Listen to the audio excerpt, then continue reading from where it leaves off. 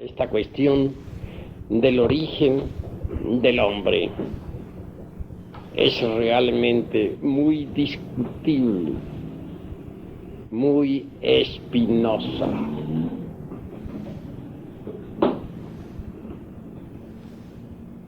Mr. Darwin sentó ciertos principios en su obra que deben ser recordados por los mismísimos antropólogos materialistas. Dice Mr. Darwin que una especie que evoluciona positivamente en modo alguno podría descender de otra que evoluciona negativamente.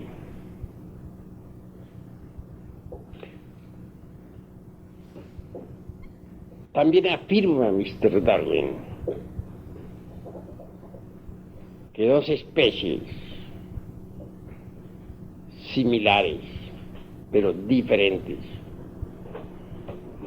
pueden referirse a un antecesor común, pero nunca la una vendría de la otra.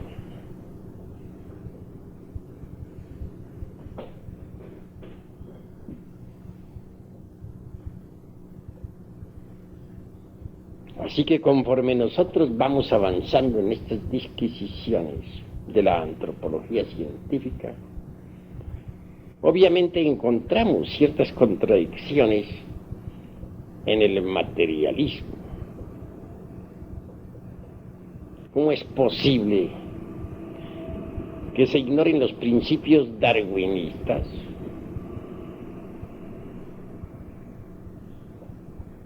¿Cómo es posible que aún hoy en día haya quienes piensen que el hombre viene del mono?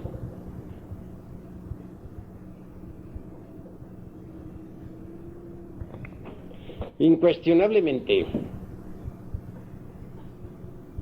los hechos están hablando por sí solos. Hasta ahora no se ha encontrado jamás el famoso eslabón perdido.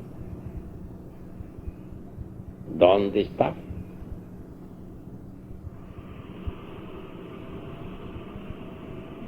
Mucho se ha hablado contra la existencia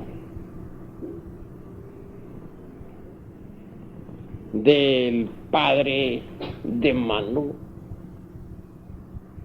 el Dian Choa. Pero son en realidad millones las personas en el mundo oriental y hasta en el occidental que aceptan al Dian Choa. Además es más lógica tal creencia que aquel hombre mono que Haeckel quisiera que existiese, pero que en realidad de verdad no pasó de ser más que una simple fantasía de su autor. Los tiempos van pasando y no se ha descubierto en ningún lugar de la Tierra al famoso hombre mono. ¿Dónde estará? Un mono que razone, que piense, que tenga un lenguaje asequible a todo el mundo. ¿Cuál es? Incuestionablemente, esta clase de fantasías literarias no sirven en el fondo absolutamente para nada.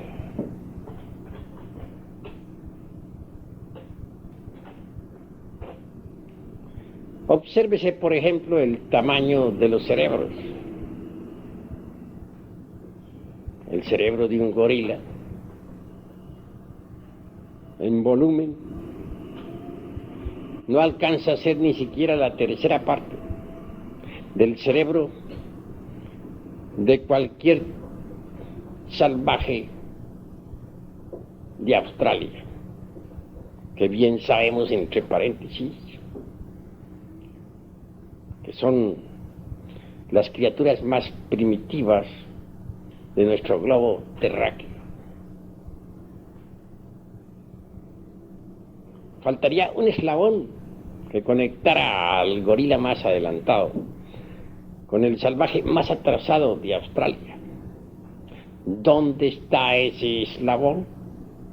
¿Qué se hizo? ¿Existe acaso?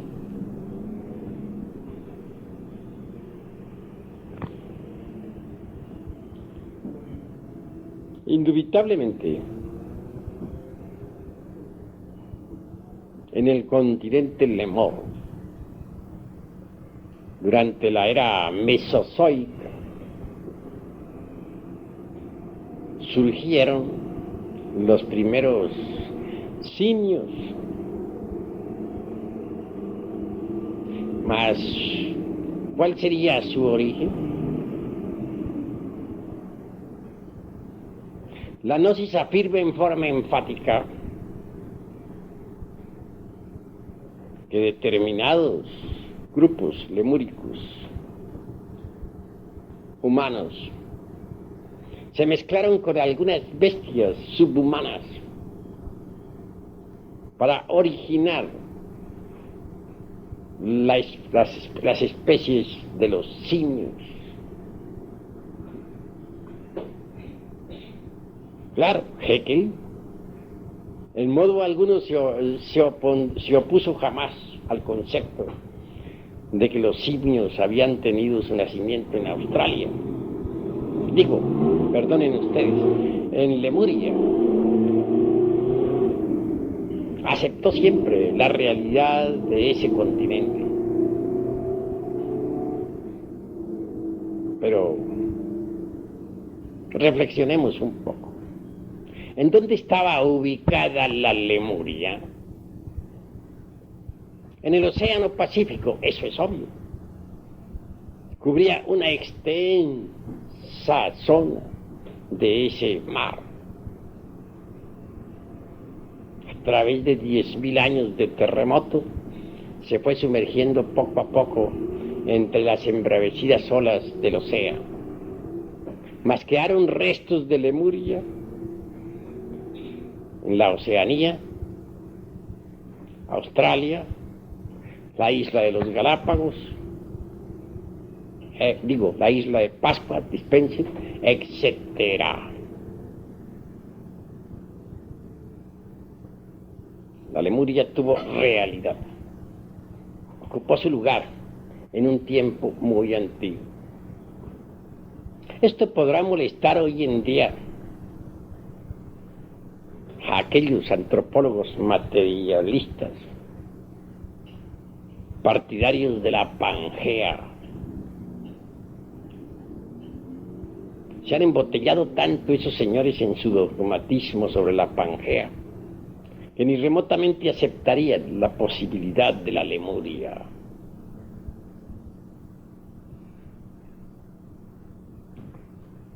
Que los simios hayan nacido durante la era mesozoica, en la época mismísima del Mioceno, tercera parte del Eoceno, no tiene absolutamente nada raro. Pero ahí no terminan nuestras afirmaciones. Otras especies de monos también tuvieron su origen en la Atlántida de Platón, que no pasa de ser más que un simple mito para los señores materialistas fanáticos de la Pangea. Sin embargo, la Atlántida existió, aunque ellos la nieguen. Y ya ha sido descubierto, aunque ellos se opongan. Cualquiera que haya estudiado el suelo marino sabe muy bien que entre la América y la Europa existe aún hoy en día una gran plataforma. Hace poco, precisamente, algunos científicos que descubrieran la Atlántida se propusieron explorarla desde España.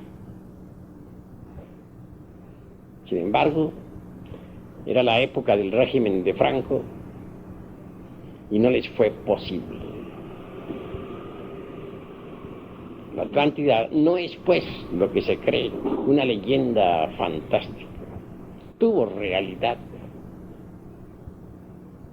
El mapa del mundo en otro tiempo fue completamente diferente, distinto. Todo va cambiando.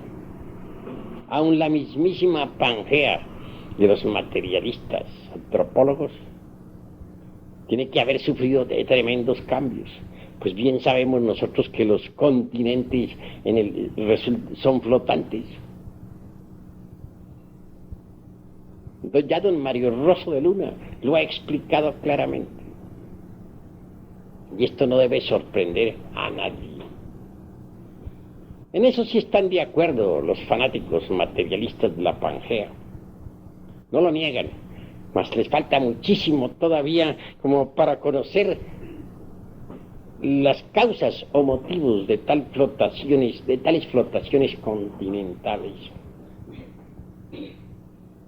Yo creo que si ellos se leyeran a don Mario Rosso de Luna, cosa que lo considero bastante imposible, completarían mejor sus informaciones. Si pensamos en nuestra Tierra como un huevo, las yemas serían los continentes, sosteniéndose sobre una clara. Y entre la yema y la clara no faltan naturalmente sustancias, líquidos, elementos que la ciencia materialista hoy por hoy desconoce.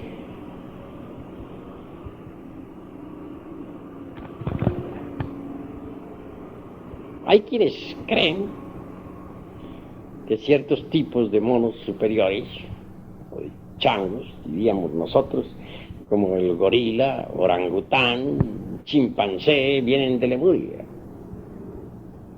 También hay quienes afirman claramente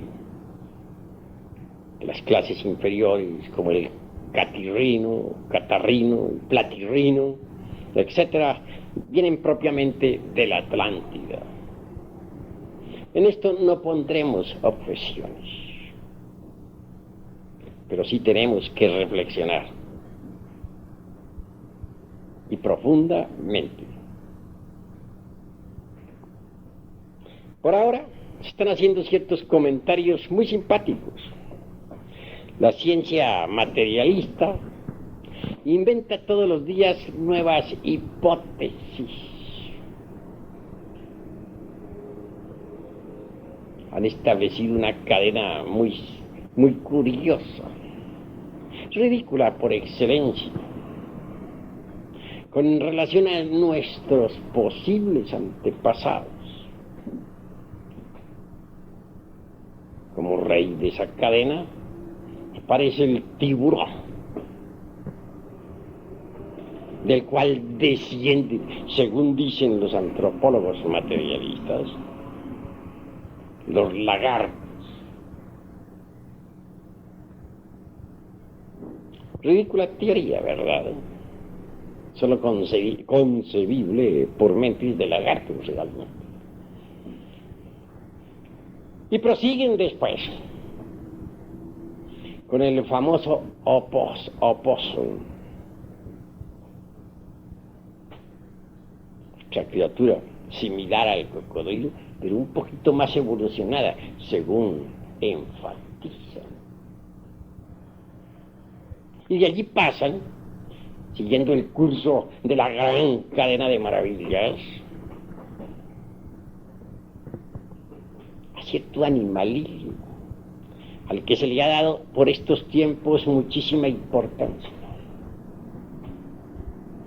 Me refiero en forma empática al lemúrido, o lemur, según le llaman.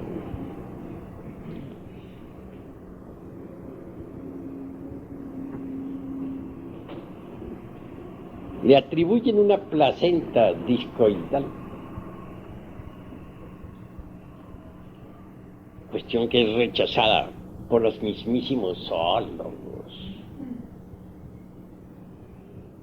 Contradicciones tremendas encontramos en estos recovecos de la ciencia de la antropología materialista.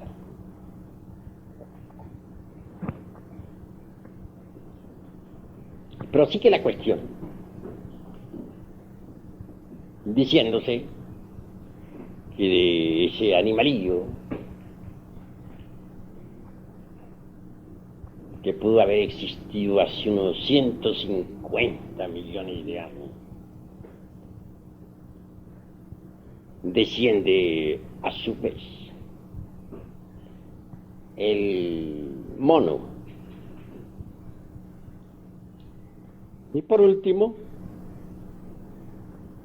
el gorila. En esa cadena el gorila es nuestro inmediato antecesor, el antecesor del hombre.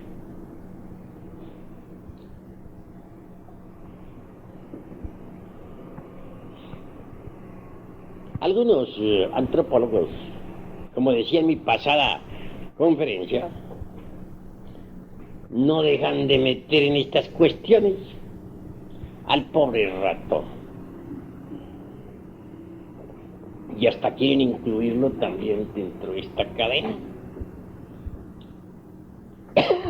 ¿Cómo? ¿De qué manera? Ya no serían 7 los componentes, serían 8. Allá ellos y sus teorías. Afirman con un tono de sapiencia extraordinaria que el hombre era chiquitito, microscópico, es decir, tan pequeñito que hoy en día nos asombraríamos al verlo. ¿Se basan en qué? Que el ratón es chiquito, pequeñito, que como nosotros también, según ellos, somos hijos del ratón. No sé en qué parte lo incluyan, posiblemente antes del lemurio o después del lemurio. Fuimos creciendo hasta llegar a la estatura y altísima civilización y perfección extraordinaria que hoy tenemos. Válgame Dios y Santa María.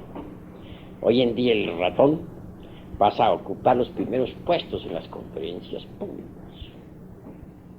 Y si así continúan las cosas, dentro de algún tiempo el gobierno tendrá que prohibir la matanza de ratones. Porque, pues, que son, según ellos, nada menos que nuestros antepasados.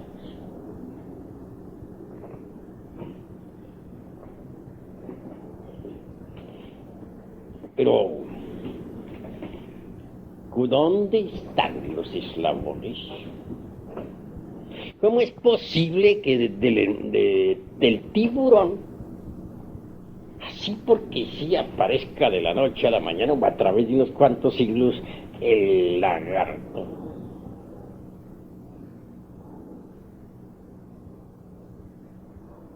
Han pasado millones de años y los tiburones siguen tranquilos.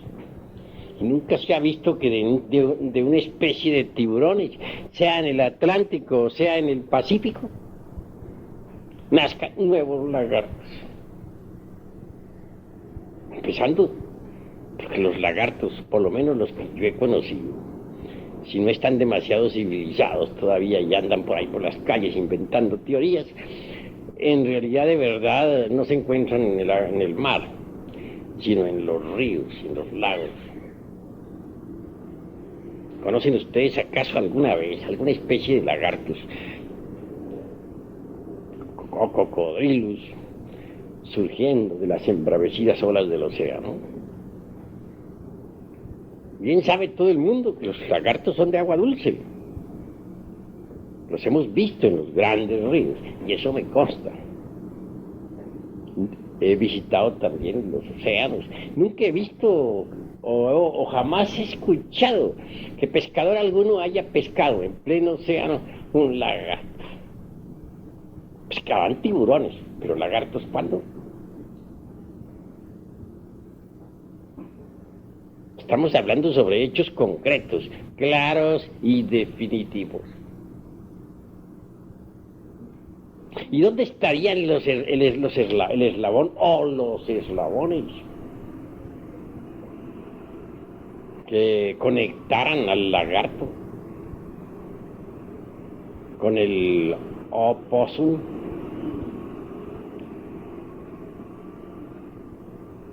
¿Y dónde estarían los eslabones que conectaran al opossum con ese animalillo lemúrico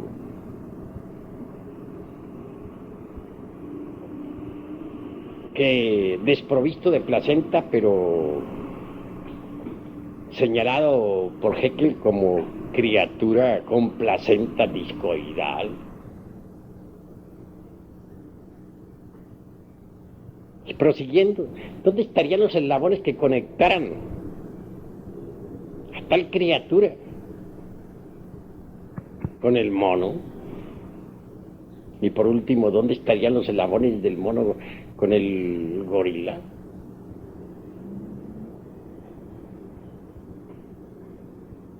¿Y dónde estarían los eslabones del gorila con el hombre? ¿Cuáles son? Estamos viendo pues hechos concretos. Faltan los eslabones. Hablar así porque sí resulta demasiado absurdo.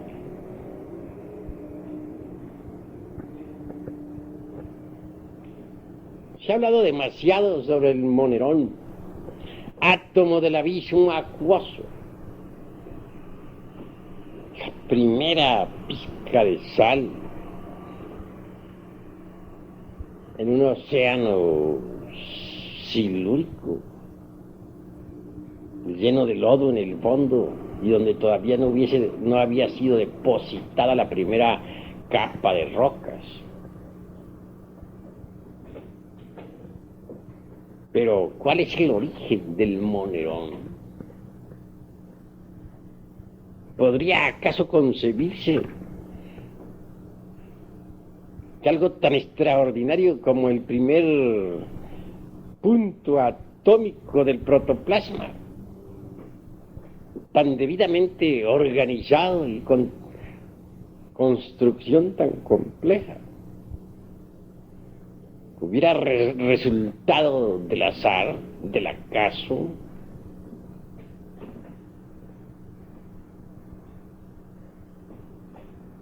Tengo entendido que al negarse en los principios inteligentes a la naturaleza, pierde todo sentido de organización el protoplasma.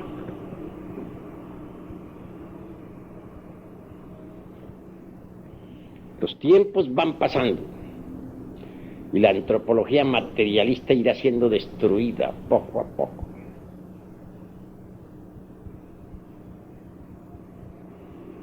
No han podido hasta ahora los antropólogos materialistas decir en qué fecha y cómo surgió el primer hombre.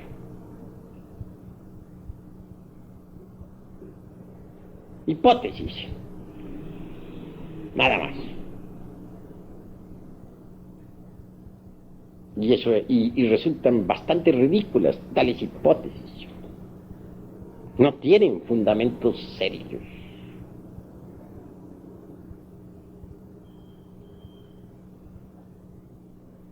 Mucho se apela en antropología materialista a la cuestión esa de la Australia. Resulta muy socorrida la posición de la antropología meramente materialista, al decir que las tribus descendientes, las tribus existentes en Australia, descienden del mono. Científicamente esto cae por el suelo. Si se miden cerebros y se hacen confrontaciones. Cerebro de un gorila muy avanzado. Repito, no alcanza a ser ni la mitad en volumen al de un salvaje de Australia. Faltaría pues un eslabón entre el gorila más avanzado y un australiano salvaje. ¿Dónde está ese eslabón?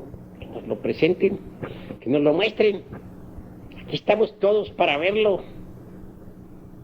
Afirmar así por afirmar, sin una base seria, pues resulta espantosamente ridículo. Decía en mi pasada plática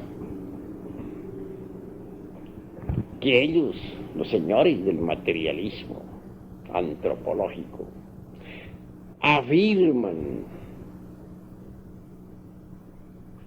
en forma demasiado grandilocuente que no creen sino en lo que ven.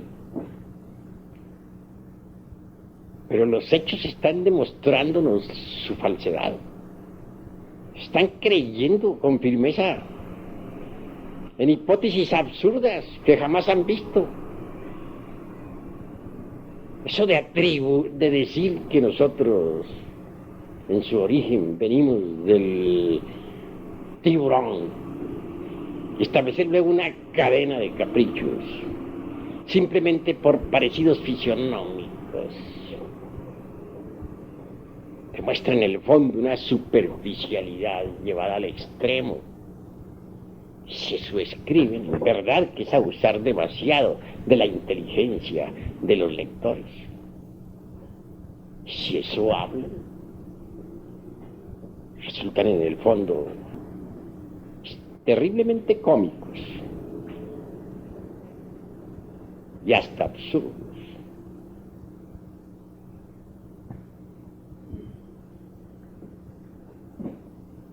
Que en la Lemuria,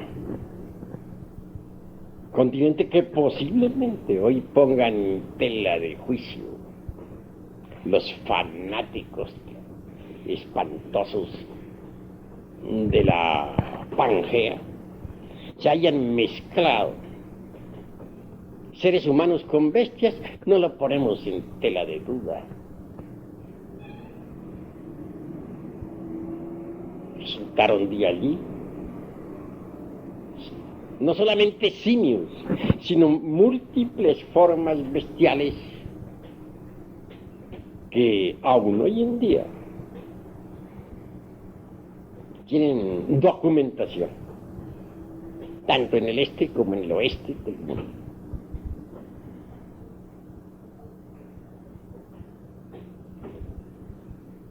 Citaremos como ejemplo ciertos extraños simios, lemures, que podrían servir naturalmente de mofa para los materialistas superficiales de esta época. Pero en verdad que uno debe afirmar con valor lo que es real. Me refiero a alguna especie que existió, que tan pronto se movía sobre manos y pies, como cualquier simio, como se erigía sobre sus dos pies. Rostros azules y también rojos. Productos del cruce de ciertos seres humanos con bestias subhumanas de aquella del Mioceno, especialmente de la época mesozoica.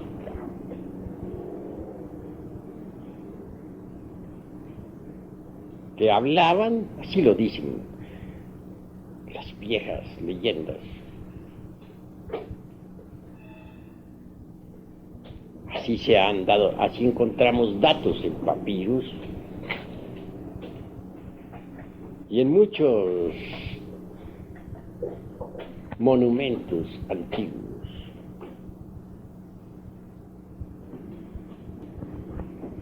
Así pues, fueron múltiples las formas simiescas que surgieran en el viejo continente Mo.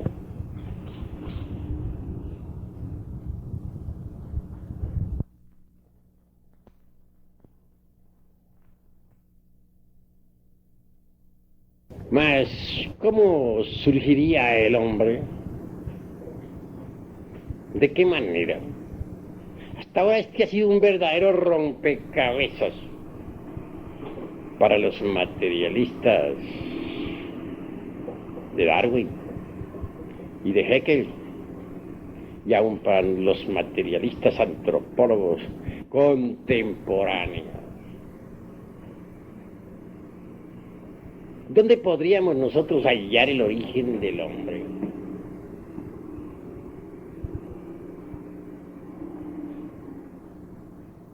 Incuestionablemente en el hombre mismo.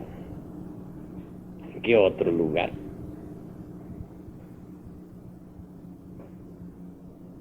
Concretémonos ahora a Australia. ¿Qué es lo que dicen los antropólogos materialistas? Que las tribus australianas actuales tienen como ascendientes a los monos. Claro, no pueden probarlo, pero lo afirman. Lo creen, no lo han visto, pero lo creen. Aunque dicen que no pueden creer jamás cosas que no han visto. Por muchas transformaciones. Y actualmente existen. Habría que observar a tales tribus para darse una cuenta evidente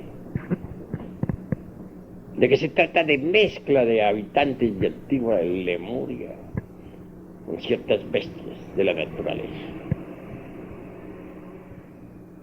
Por ejemplo, hay lugares en Australia donde es tan abundante el pelo en el cuerpo de las personas que parece más bien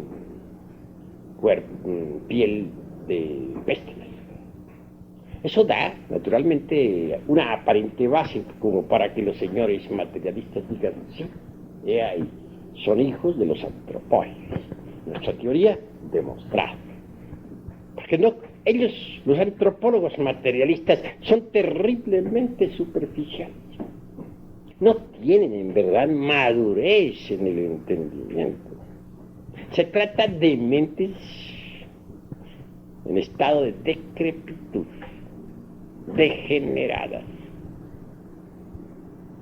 Y eso es realmente lamentable.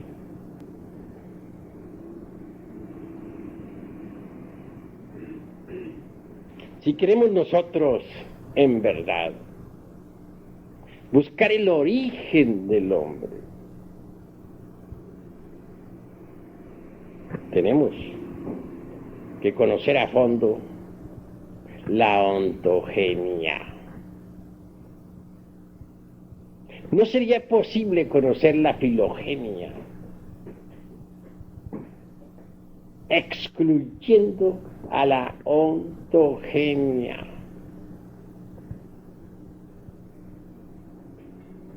Obsérvese los procesos de recapitulación del ser humano entre el vientre materno. La naturaleza hace siempre recapitulaciones. Obsérvese una semilla, un germen de árbol, Allí hay un árbol en estado potencial completo, solo falta que se desarrolle. Para que se desarrolle se necesita tierra, se necesita agua, y aire, y sol.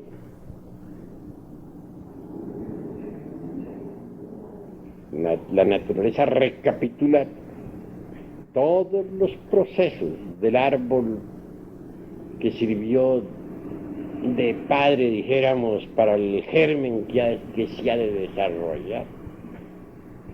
O en otros términos diríamos, la naturaleza recapitula en ese germen que ha de desenvolverse. Los procesos por los cuales pasó toda la familia de ese árbol, toda esa especie de árboles. Y van desenvolviéndose lentamente. Va creciendo lo mismo que crecieron los otros árboles, o el árbol del cual se desprendió tal germen. Hay siempre un proceso de recapitulación hoja tras hoja hasta que el árbol por último da fruto y semilla también, para que los otros árboles que nazcan hagan siempre las mismas recapitulaciones. Observemos cómo recapitula la naturaleza en el cosmos todas sus maravillas. Cada año vuelve la primavera, el verano, el otoño, el invierno. Es una recapitulación perfecta. Así también, repito, en el vientre materno hay recapitulación correcta de toda la especie humana. Allí está en el vientre materno todas las fases por las cuales pasó el ser humano, desde sus más antiguos orígenes. En primer lugar, nadie podría negar que en el vientre el feto pasa por los 4 reinos de la naturaleza. Primero, es piedra. Segundo, planta. Tercero, animal. Cuarto, hombre. Como piedra o como germen o corpúsculo, es inorgánico. Es el óvulo. Se desprende del ovario y que va a unirse con la materia orgánica. La circulación conduce a tal óvulo hasta el fondo mismo de la materia orgánica para su desarrollo. En el segundo aspecto vemos nosotros el estado vegetal, una especie de zanahoria, redonda en su base, puntuda en su parte superior. Cuando se le estudia clínicamente parecería más bien como una cebolla, con distintas capas, entre las cuales hay un líquido maravilloso. El ombligo de esa aparente cebolla pende la posibilidad del feto, como el fruto de una planta. He ahí el estado vegetal. Más tarde aparece la forma animal. Sí, el feto toma la forma del renacuajo. Y eso está completamente demostrado. Y por último, asume la figura humana. Hay 4 fases ahí. Una mineral, otra vegetal, otra animal y otra humana. Pero no se ha visto hasta ahora un mono por ahí. ¿A qué médico le consta? ¿A qué científico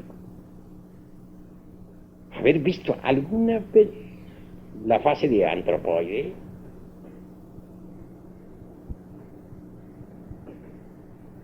¿Cuál es el doctor que ha visto que durante el proceso de recapitulación fetal alguna vez el feto tome la figura de un mono catarrino o platirrino, o de un orangután, o de un gorila? Así pues, Es absurdo lo que la ciencia materialista afirma.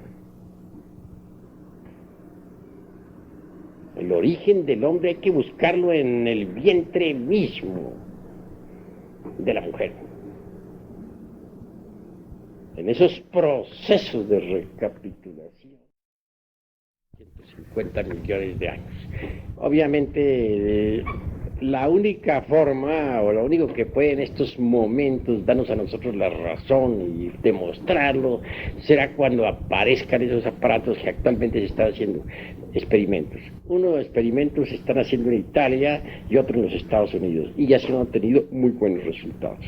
Se ha conseguido, por ejemplo, descomponer la imagen, las ondas sonoras correspondientes a Jesús de Nazaret y convertirlas en imagen. La imagen presentada fue muy correcta. Se sigue con esos experimentos. Claro, esto que estoy diciendo aquí no es para las pláticas, sino esa parte. Pero mientras llegue ese día, no nos queda más remedio que apelar nosotros a la intuición del Praña Paramita, que sí nos permite investigar ese sentido. El Paramita, en su grado más elevado, nos permite investigar los registros akáshicos de la naturaleza. Así que, en nuestro auxilio y para demostrar a las gentes, tenemos que aguantarnos un poquito.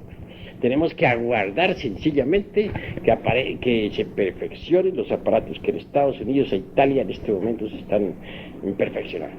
La descomposición de las ondas sonoras del pasado en figuras, en imágenes. Se está ya marchando por ese camino. Antes no sería posible. Antes tenemos nosotros, si alguien quiere comprobar lo que estamos diciendo, tiene que entrar en nuestros estudios y dedicarse a desarrollar el sentido llamado intuición Prajna Paramita. Si la desarrolla, si sigue nuestras indicaciones, por sí mismo podrá evidenciarlo. Eso es claro. ¿Hay alguna otra pregunta? ¿A qué se refiere exactamente la Pangea? La Pangea se refiere pues a los continentes flotantes, que un día estuvo Europa y América unidos y se fueron separando poco a poco a través del tiempo. Que Asia y América también que estuvieron muy cerca y luego se fueron alejando. Ya don Mario Rosso de Luna ha hablado ampliamente sobre la cuestión de los continentes flotantes. Ya sabemos que don Mario Rosso de Luna fue todo un gnóstico y todo un esoterista de verdad, ¿verdad? Sí. A ver. ¿Qué condiciones se presentaron o se necesitan para un cambio de una dimensión a otra y de una morfología a otra? Pues es claro que conforme la morfología del planeta Tierra cambia la morfología también de las criaturas. No es el antecesor legítimo humano muy semejante al antropoide, más no es un antropoide, ni nada que se le parezca. Pinta una similitud nada más de la época antigua, antes de que surgieran las actividades en el mundo propiamente físico-químico. Es decir, de la época aquella de la cuarta dimensión, cuando se desenvolvía la vida animal en esa cuarta coordenada, pues pasó por cierta metamorfosis, conforme la Tierra también pasó, y resultó de ahí el hombre protoplasmático de la época polar. Ese hombre protoplasmático, a su vez, conforme la Tierra fue pasando por sus metamorfosis, conforme la Tierra fue cambiando su morfología, también fue cambiando él su morfología. Vienen en nuestro auxilio en este momento las tribus de la Australia. Su morfología guarda mucha relación con aquella isla que parece más bien un continente. Se encuentran en un estado bastante lamentable, por cierto. ¿Hay algo más? Según la estudia materialista, los registros más lejanos que encuentran es del orden de 35.000 años. Los registros antropoides que pueden explicarse al hombre. Nosotros la distancia que nos marca es de 350 millones de años. Ahora bien, esos 350 millones corresponden a un hombre o a la etapa de evolución del hombre por diferentes condiciones. Bueno, hemos hablado de la época en que apareció el hombre. Ya como Hemos hablado de la tierra protoplasmática. Hemos hablado de la época en que el primer intento de hombre pasó por una transformación de su morfología, conforme la tierra también pasó por la misma transformación. De eso hemos hablado. Pero en cuanto a la afirmación que dices tú, de que los materialistas dicen que los datos que se tienen sobre el hombre, cuando mucho datan de unos 35.000 años, está un poco equivocado en tu concepto. Porque ellos aceptan, por ejemplo, para el Mioceno, tercera parte del Eoceno, edades que figuran entre los 15 y los 25 millones de años. Eso es aceptado oficialmente actualmente. De manera que ese concepto que tú tienes, más bien resulta ahora extemporáneo. ¿Alguno otro tiene algo que decir? Maestro, cuando la esencia, a través de la ley evolutiva, pasa del estado de animal al estado de hombre, ¿tiene una especie animal específica o no? Repite la pregunta, a ver. Cuando la esencia, por la ley evolutiva, pasa del estado de animal al estado de hombre, ¿tiene una especie animal específica o no? Pues hay distintas líneas por donde se puede ingresar al estado humano.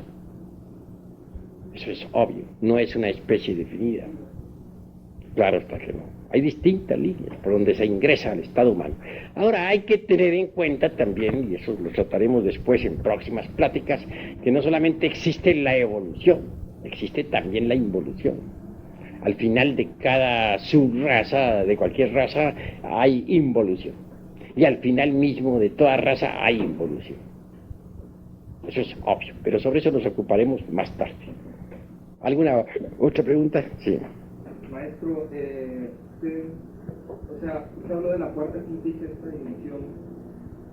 Hasta donde tengo entendido, a medida, entre más alta está la dimensión, más sutileza de la materia hay, ¿verdad? Así es. La quinta es más sutil que la cuarta, la sexta que la quinta. Así es. Entonces, ¿por qué razón están ubicados estos reinos en forma inversa? En la cuarta el animal, en la quinta el vegetal, en la sexta el mineral, que es el más denso.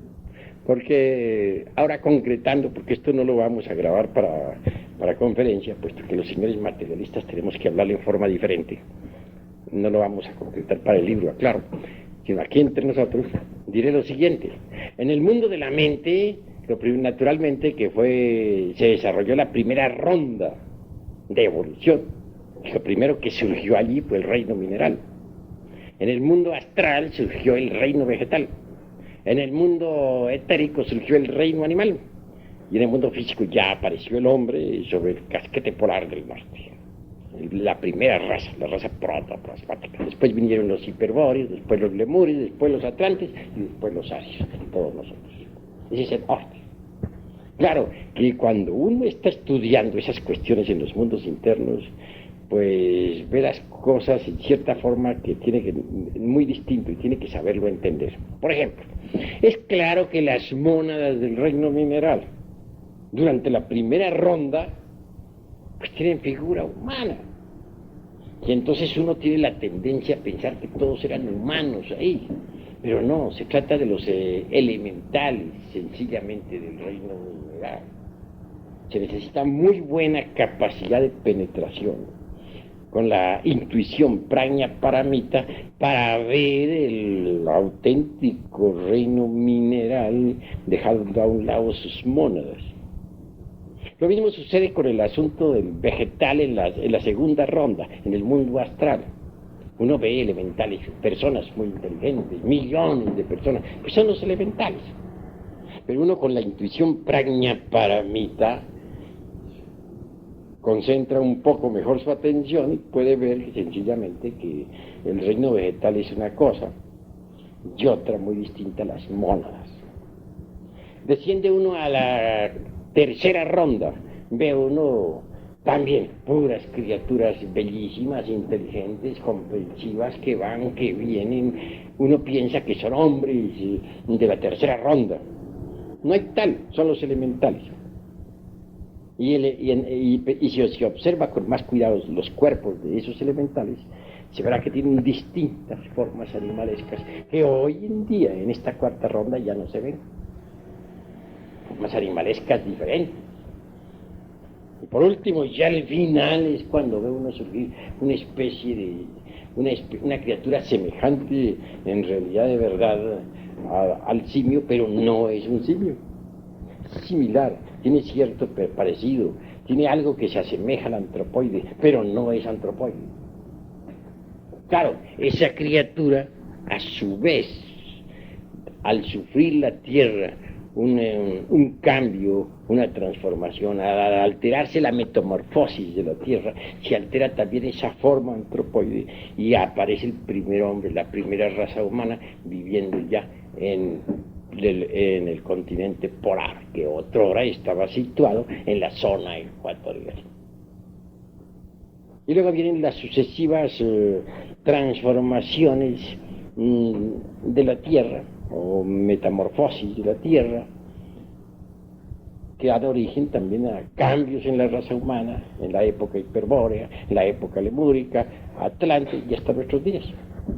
Si se observa, cada raza humana está exactamente de acuerdo con el ambiente en que se desarrolla y desenvuelve.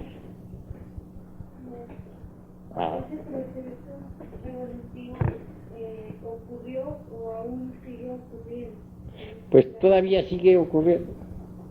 En la quinta ronda, en la sexta raza, habrá otro cambio de la morfología de la Tierra. Como secuencia o corolario traerá otro cambio en la raza humana. La sexta raza será muy distinta a la nuestra. Y la séptima también será completamente diferente a la nuestra. Es decir, la morfología de la Tierra y de las razas marchan en forma paralela.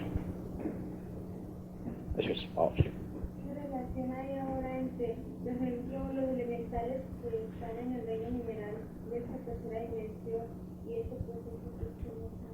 Bueno, los elementales que ahora están pasando por su estado de elementales en el mundo mineral, pues siguen ahí. Un día pasarán a ser vegetales, otro día pasarán a ser animales y al fin llegarán a ser humanos. Lo que sí veo son graves errores en parte de algunos. Hay quienes al ver, por ejemplo, las figuras humanas de las épocas, de las rondas precedentes, piensan sencillamente que esos eran hombres que iban descendiendo poco a poco, etc. Pero realmente nosotros tenemos que comprender que la mónada toma la figura humana siempre. Y no hay que confundir a la mónada con el hombre. El hombre es algo que tiene que autocrearse. Todavía no existe realmente el hombre. Hay unos cuantos hombres, los demás son animales intelectuales. Aún hoy en día. Esa es la cruda realidad de los hechos. Habla.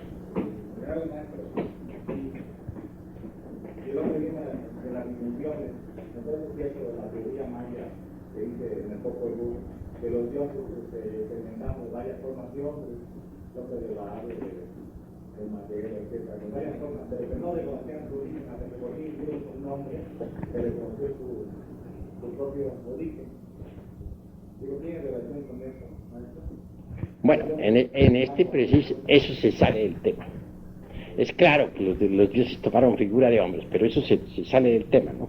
Estamos estrictamente ciñéndonos a la cuestión del temario. Ahorita no estamos estudiando en este momento otras culturas ni nada. Ahora nos ceñimos estrictamente a la cuestión de la antropología científica, porque los hermanos necesitan prepararse primero en antropología científica antes de que puedan tratar el asunto de culturas, tradiciones, etcétera, etcétera. Vamos a ver cómo se van a preparar en antropología científica. Eso sí, puedo decirles sencillamente que los seres humanos en las rondas precedentes, o mejor dicho, las mónadas en las rondas precedentes tomaron figuras humanas. En cuanto a los dioses han existido en todas las rondas. Existieron en la primera ronda, junto con los elementales de la naturaleza, como existieron en la segunda ronda, en la tercera y aún hoy en día en la cuarta ronda. Y aún también puedo decir que hay muchos dioses ahora que tienen cuerpos humanos. Y eso es todo. A ver.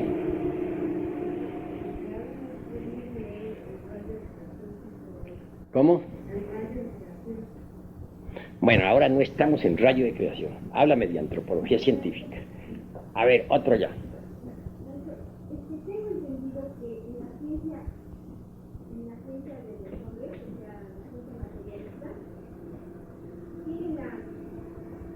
ellos dicen que el hombre es primero mineral, después el hombre en su formación, nosotros al formarnos, usted hizo relación de eso, es que el hombre realmente al formarnos se forma primero como mineral, después como vegetal, después como animal y después pasa a humanoide en su formación, en el momento en que el feto se forma, maestro. ¿Es así?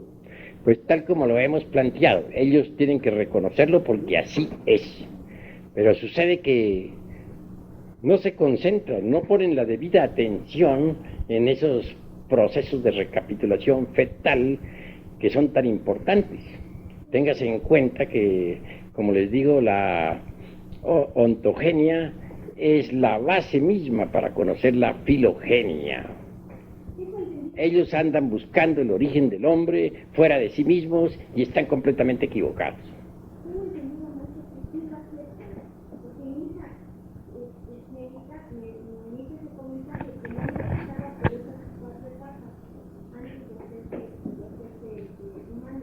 No lo aceptan. Aceptan perfectamente que pase por esas 4 etapas en el vientre materno, pero no son capaces de profundizar en la ontogenia, como es debido. Porque si de verdad aceptaran la ontogenia como es debido, no andarían buscando changos para saber de dónde nace uno, ni andarían asentando teorías tan absurdas como esa de en que se dice que venimos del ratón, o que de perdida venimos del mandril.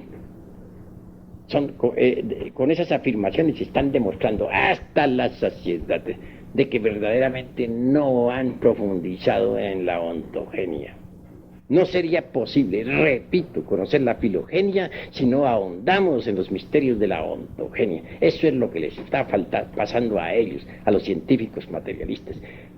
Ahora bien, si aceptaran de verdad la cuestión de que hemos pasado por los 4 reinos, deberían ahondar más en ese asunto.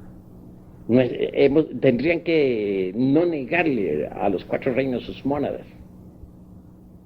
Sin las mónadas no sería posible en realidad de verdad entender los procesos evolutivos de los 4 reinos de la naturaleza, ni el paso de cada uno de nosotros a través de los 4 reinos. Así pues ellos no saben de esas cosas. Ellos están únicamente buscando pruebas por otro lado. Quieren que descendamos del tiburón, quieren al hermano ratón. Ellos ahora ponen al ratón como primer señor de la casa. En todas partes se están buscando pruebas y realmente no han hecho sino fracasar, lamentablemente. Que ahonden en la ontogenia para que conozcan la filogenia. Que busquen el origen del hombre dentro del hombre mismo. Que no anden buscando el origen del hombre fuera del hombre, porque eso es absurdo. Y ellos andan buscando el origen del hombre fuera del hombre. Eso es absurdo, en un 100%. A ver, ahora. Maestro, usted indicaba de que la tesis gnóstica es de que el hombre, el origen del hombre proviene del mono, de una unión de relación entre hombres y bestias, cierta clase de bestias. ¿Esas bestias existen hoy en día? Lo que he dicho es que los monos sean los descendientes de Lemuria, como orangutanes, gorilas, chimpancés, o los descendientes de Atlántida, como los catirrinos y platirrinos, etcétera, tienen un antecesor que es el hombre y la bestia. Porque ciertas tribus lemúricas se mezclaron con bestias y de ahí resultaron determinados tipos de simios. Lo mismo sucedió al final de la Atlántida, de manera que hay bestias que son, hay simios que vienen de Lemuria y hay otros que vienen de final de Atlántida. Algunos simios vienen del Mioceno y de la mismísima época mesozoica, y hay otros simios que vienen del final de la Atlántida. Esa es la cruda realidad de los hechos. Grave maestro, una pregunta que me hizo, se refería al origen del hombre y usted hablaba de 350 millones de años aproximadamente. pero yo creo que más que todo debemos tratar de precisar las diferencias. Y que en realidad de verdad, si quieren que les especifique, con mucho gusto les especifico. Obviamente que hay que distinguir entre el hombre, hombre, y el animal intelectual. Eso es obvio. Hombre, hombre son los de la época, las tres primeras razas. Animal intelectual. ¿Cómo nació el animal intelectual? Fue de la mezcla de algunos hombres que degeneraron durante la época del Mioceno, o sea, tercera parte del Eoceno. Se mezclaron con bestias de la naturaleza. De ahí nacieron determinados monstruos, como ya les dije, ciertos simios de cuatro que se sostenían sobre las palmas de las manos y los pies, con rostros azules, otros con rostros rojos, y que hablaban, que de pronto se erguían sobre sus dos pies, gigantescos, horripilantes, e innumerables bestias de toda clase. Obviamente que de algunas de esas bestias humanas salió lo que se llama en realidad de verdad el animal intelectual que hoy en día todavía existe. De manera que en nombre de la verdad tengo que decirle que ustedes vienen de esa mezcla. Son animales intelectuales. Será un poco duro para ustedes, pero la verdad. Distínguase entre los animales intelectuales y los hombres. Los hombres son de la primera, segunda y tercera raza. De finales de la tercera raza para acá son puros animales intelectuales. Mezcla de hombres que se degeneraron con bestias de la naturaleza. De ahí surgieron los animales intelectuales. Claro, antes de poder caminar sobre sus dos pies, pasaron por ciertos cambios muy difíciles para tomar la semejanza de los hombres reales. Esto no quiere decir que no hayan tenido el órgano conductivador, la cola, como usted ya lo sabe. Pregunta. Perdón, maestro, o sea, a lo largo de su disertación fue relacionando el aspecto morfológico con el aspecto ontológico, ¿verdad? Podríamos decir que esa es la metodología de la antropología gnóstica, apelar, digamos, al aspecto físico o cambio de la forma, y aparte de eso, el estudio de la esencia, ¿no?, de la mónada. Mira, voy a decirte, la cruda realidad de los hechos es que si tú no estudias la ontología, la morfología, no podrías entender esto, ¿no?, a fondo, ¿no? Obviamente que dentro del vientre materno, es decir, de la ontogenia, puedes descubrir las huellas del ser humano, por dónde ha pasado, cuáles son sus fases, sus cambios, su morfología, etcétera, etcétera, etcétera. Y es relacionado exactamente a la ontogenia con la filogenia. He hecho pasar por la mente de ustedes, ¿no?, todos los procesos de la filogenia a través de la ontogenia. Y llego a la conclusión de que si queremos conocer la historia del hombre realmente, los procesos evolutivos por los que hemos pasado, necesitamos forzosamente ir al vientre materno. Ahí vemos en la ontogenia todo el proceso histórico de la filogenia. Esa es la cruda realidad de los hechos. Que hayamos sido piedra, exacto, que hayamos sido planta, que hayamos sido animal, correcto. Pero obviamente no sería posible el movimiento de la filogenia si no existieran las mónadas. Son las mónadas precisamente del reino mineral que pugnan, luchan por llegar un día al vegetal. Son las mónadas vegetales que un día luchan por llegar al animal. Son las mismas mónadas del reino animal las que un día originan el primer espécimen de hombre, que mediante un cambio morfológico de acuerdo con la tierra hace que aparezca realmente el hombre primitivo, el hombre real. Claro. Al llegar a esto de hombre primitivo, hombre real, pues estoy hablando de una forma simbólica, pero bueno, me estoy refiriendo a la figura humana, porque ya sabemos que para poder fabricar al hombre, pues hay que trabajar mucho dentro de sí mismo. Pero no me estoy deteniendo en esos análisis ahora, porque quedarían ustedes confundidos. ¿Hay alguna otra pregunta? A ver, habla. La primera, con respecto al nuevo dato que dio o aclaró, respecto a que nosotros venimos finalmente de una mezcla con animales en la raza anterior, que nos tomamos unas formas animalescas y nos fuimos parando Yo hay una pregunta más. Todos estos cuerpos que se dejaron, se perdieron, se enterraron, ¿no serán los que está tomando la antropología materialista para dar por sentada la tesis de la aparición del hombre? Realmente que no, porque la antropología materialista está poniéndonos una cadena absurda. Tiburón, primero que todo, lagarto segundo, opossum tercero, luego el animalillo lemur, y con posibilidades del ratón, que ya como les dije pasó a ocupar un puesto muy elevado, y luego sigue el mono, y por último el gorila, y del gorila ahí la cadenita. Una cadenita absurda porque faltan los eslabones. ¿Dónde están?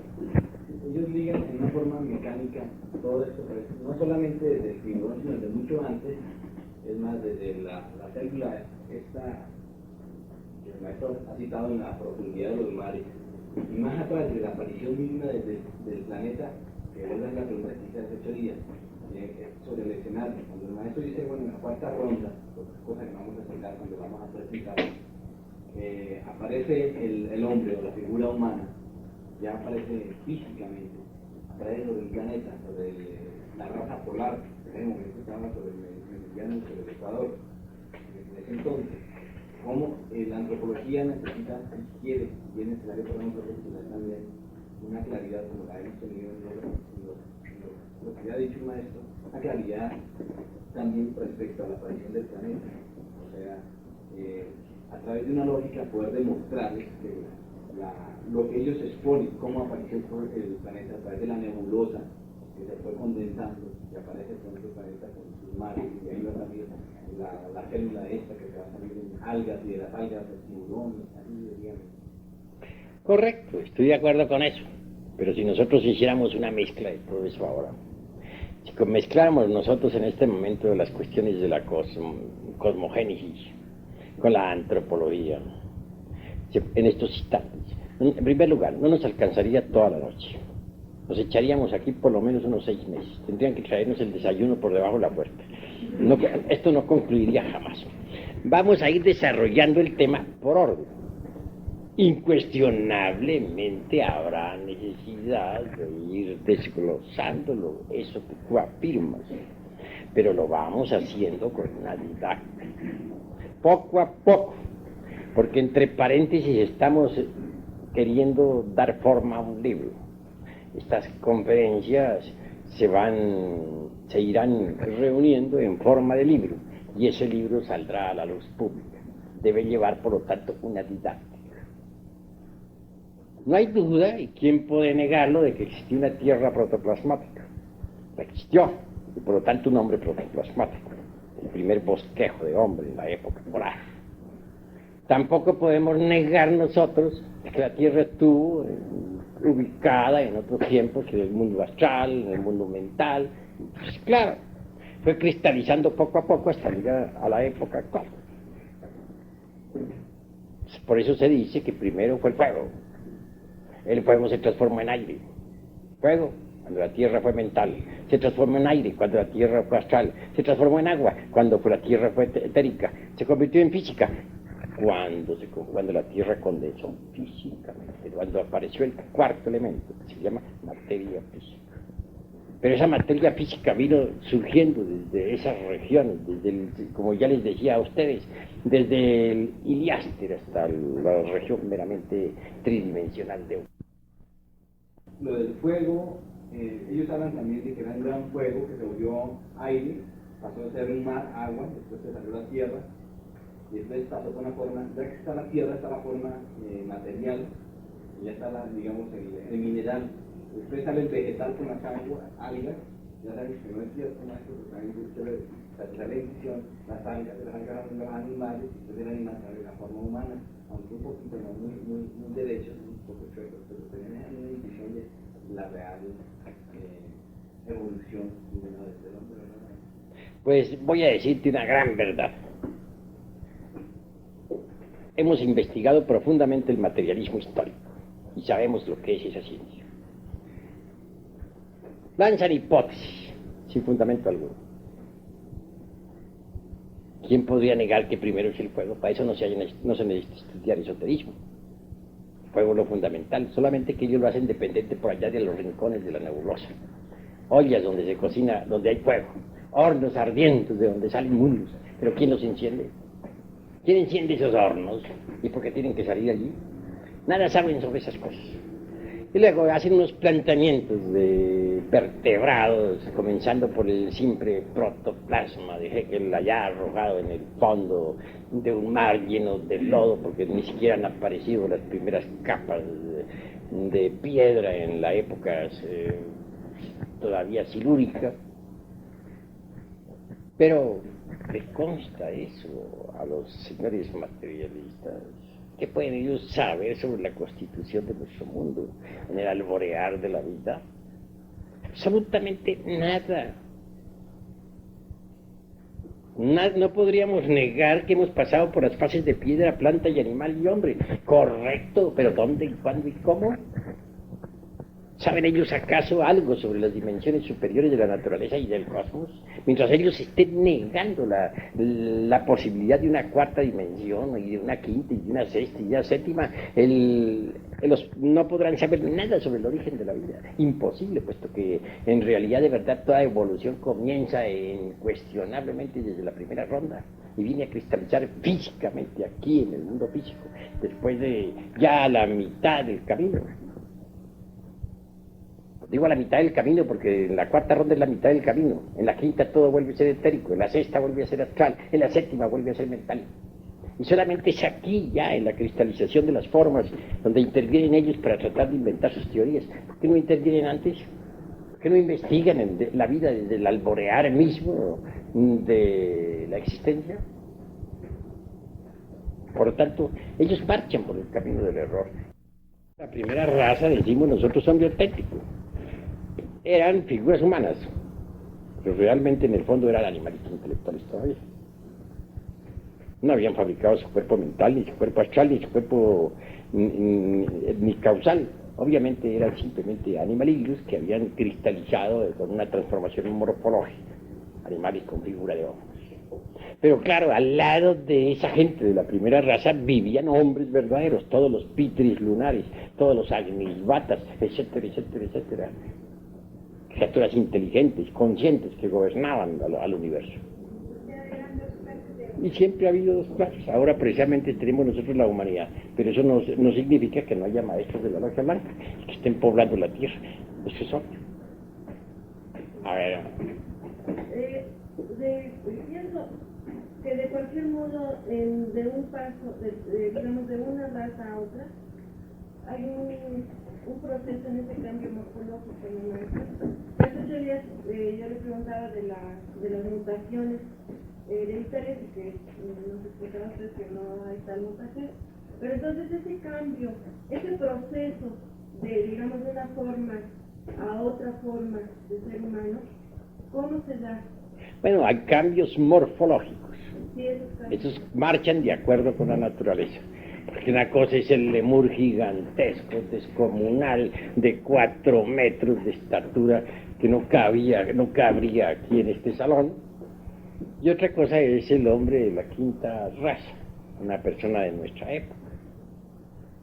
Conforme van cambiando, conforme la morfología de la tierra va cambiando, la morfología de las criaturas cambia también. Pero una cosa es una cosa y otra cosa es otra cosa. Pensar que mediante esos cambios el mono se haya convertido en hombre es completamente diferente y absurdo, además. ¿Qué otra pregunta hay? Maestro, en cuanto a eso de las condiciones que se refieren para un caso como el del mono, que es algo excepcional, que provenga del hombre.